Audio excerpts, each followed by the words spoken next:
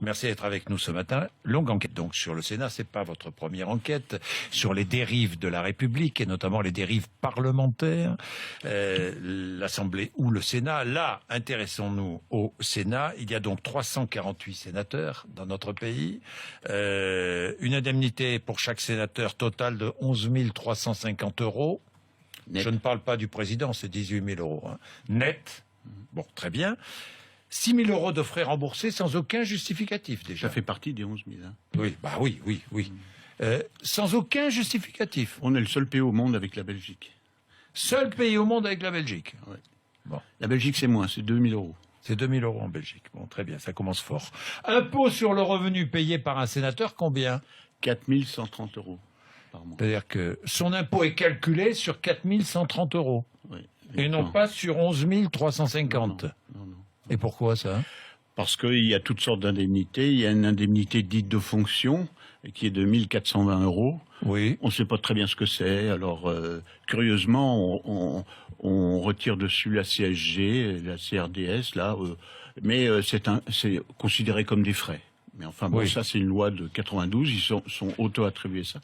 Parce que dans l'histoire de notre pays, les parlementaires, notamment les sénateurs, depuis le début du siècle dernier, ils étaient imposés sur toutes leurs indemnités qu'à 55%. Oui. Puis on a homogénéisé ça dans les années 90. Oui. Et puis surtout, on a fait qu'il y avait un immense black. Il y avait un camion de la Brinks qui rentrait au Sénat une fois par mois, bourré de billets de 500 francs. Non. Si. Et c'était distribué, en frais et en... C'est fini ça, non? Pardon? C'est fini ça? C'est fini depuis 97. Oui. Hein, cette indemnité représentative de frais de mandat. Donc oui. on a fait passer le black en black officiel. Black officiel sans justificatif. Quoi. Voilà. Et sans impôt. Voilà. Ouais, il y a quelques autres. Les sages du Conseil constitutionnel ont aussi la même chose à hauteur de 6 000 €. Bon. Hein. Ivan Stefanovic, la retraite d'un sénateur, comment c'est calculé? C'est calculé avec toutes sortes si vous voulez, d'avantages, c'est tout ce par exemple, il y a 45 dignitaires qui ont, chaque fois que vous êtes vice-président du Sénat, questeur, vous avez 4 000, 2 000 en plus. Ce qui fait que Charras, aujourd'hui, rien qu'avec le Sénat, il a une retraite de 13 000 € brut. Ah bon? Sans compter le Conseil constitutionnel, sa retraite de maire, sa retraite de conseiller. Donc il reçoit environ 25 000 € brut par mois. Combien? 25 000. Non, mais attendez, 25 000 € de retraite. Oui. Ah, c'est pas mal, non? C'est pas mal, non, Yvan? Avec le Conseil constitutionnel. Oui, avec le Conseil constitutionnel. Mais il a 13 000 €. Disons qu'il a un peu plus de 15 000 € brut de retraite. J'ai vu, et c'est une info que vous donnez dans votre livre, j'ai vu que des sénateurs, 14 ont été sanctionnés, c'est une première, en fin d'année 2015 pour absentéisme. Ce sont des révélations que vous faites. Alors, qui y a dans cette liste? Attendez, il faut que je ne passe ça par cœur. Oui, non, on va pas la donner par cœur, mais... Non, mais il y a, je dirais, pour la plupart, c'est des gens, je dirais, 10-12... c'est des distraits et c'est des gens qui n'ont pas de relation au sein de la haute hiérarchie du Sénat et surtout des relations politiques. Par exemple, il y a le brave Serge Dassault qui vient tout le temps. Serge Dassault, oui. Et puis il a oublié qu'il fallait venir aux questions orales parce qu'il y a différents thermomètres.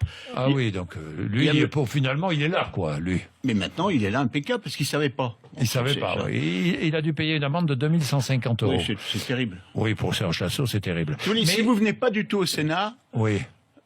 On vous retire au maximum 4 500 €. C'est-à-dire que quelqu'un qui ne vient jamais, il a 4 500 moins ça moins 11 000 et quelques, il a 7 000 € pour rester chez lui, quoi. C'est le cas depuis 19 mois de monsieur Paul Vergès, sénateur de La Réunion, qui est en longue maladie, et il touche son IRFM, c'est-à-dire les 6 000 € il les touche tous les mois. Ah oui. Il n'est pas question comme un citoyen moyen, d'aller vérifier s'il est bien malade. Et on lui donne ses frais en plus.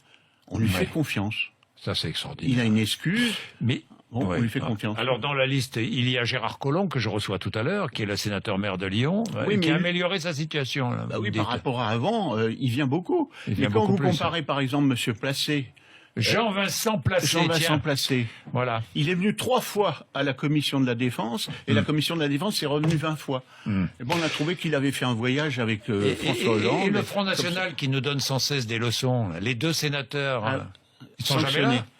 Non, ils sont jamais là. Ben non, parce qu'eux, ils préfèrent être devant les caméras dans l'hémicycle. Donc ils viennent très rarement aux commissions. Oui, très Donc rarement. ils sont sanctionnés. Donc ils sont sanctionnés, les 2 à sénateurs chaque du fois. Front National, Ravier et Racheline, c'est ça? C'est ça. C'est ça. Oui, donc ils sont 14 et d'autres. Dites-moi, suppression du Sénat ou alors on fait comme aux États-Unis. Il y a combien de sénateurs aux États-Unis? 100, hein? 100. Moi, Ouais. je crois qu'il en faudrait un par département, puis des gens qui travaillent. Parce qu'il faut dire, faire sérieusement, il y a entre 50 et 100 sénateurs qui font tourner le Sénat, qui font le boulot dans les commissions, qui préparent les lois. Oui. Les autres, ils se promènent. Oui. Ils viennent toucher leur fric, c'est tout. Oui, c'est tout. Oui, c'est tout ce qu'ils font. Et il y a un système d'excuses, Ouais. si vous voulez, comme à l'école, qui n'existe pas dans les entreprises. Eh ben, quand vous risquez d'être sanctionné, eh ben, on décide, il y a 4 personnages au sein du Sénat, le premier questeur, le secrétaire général de la questure, le secrétaire général de la présidence et le président, qui décident que vous pouvez être excusé pour un cas de force majeure, qu'on ne peut pas. Moi, il y a un sénateur qui m'a raconté, ma femme est malade. Un bosseur. Ma femme est malade, elle a un cancer du sein. J'habite dans au fin fond du département, dans le sud-ouest. Et qu'est-ce que je vais voir? Je vais voir le président du Sénat, je lui dis, je voudrais m'occuper de ma femme. Elle est toute seule, etc. Et ben, sur sa bonne parole, on lui a donné 2 mois comme ça d'excuses. Mais quelqu'un peut être tout à fait de mauvaise foi. C'est ce qu'on appelle le cas de force majeure, qui est invérifiable.